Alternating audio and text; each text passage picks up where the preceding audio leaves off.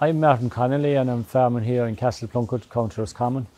I usually buy about 120 Frisian bull calves and finish them as bull beef, generally around 22 months of age. I'm lucky, I suppose, that I can buy off maybe 3 or 4 local dairy farmers. I've been dealing with them for a good number of years, and I'm lucky also that I get good healthy stock off them.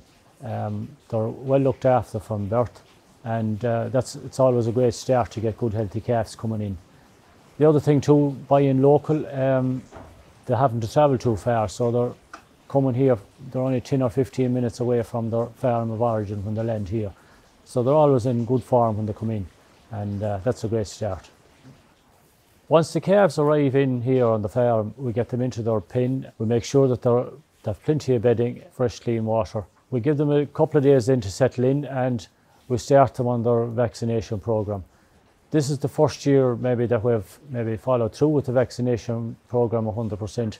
Their first shot for pneumonia, they get their intranasal IBR, and then later on they're getting their shots for clostridial disease. Noticing there from vaccinating this year, it has absolutely changed our dependence on antibiotics. After the calves are weaned and thinking of letting them out, we'd hope to have them on 2 to 3 kilos of meal a day. We'd usually maybe keep them close to the house for maybe a couple of weeks after letting them out. We'd keep the meal to them just to get them acclimatised to the outdoors and give them a gradual change over. Then we'd be aiming to have fresh grass. Now this year we're lucky enough to have after grass pretty early there, maybe 3 weeks ago. And we'll be moving the stronger calves on that every 3 or 4 days, moving them from paddock to paddock. I've continued feeding maybe 1.5 kilos a meal a day. The lighter calves then, we'd probably keep 1 kilo a meal to them for the summer, just to keep them going. The system that I'm running here, one of the key elements would be to have good quality silage, the best possible. The last couple of years I would have slipped a little bit, and I paid the price in terms of feeding meal.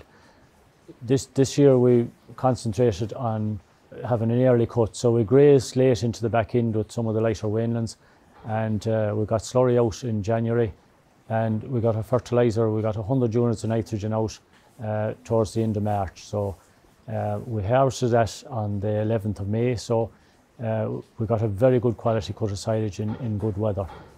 Following that, we came back with another 2,500 gallons of slurry and 70 to 80 units of nitrogen.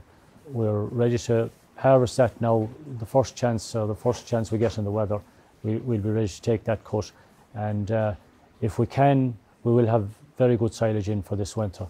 The silage quality, I think we have enough of silage in now. Definitely if we get this second cut in, we should have plenty to get us over the winter, because we had surplus silage bales as well from paddocks throughout the grazing season.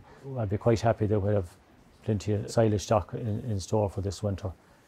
It should mean an awful lot of saving as far as meal feeding to the finishing bulls, and also to the wainlands over the winter.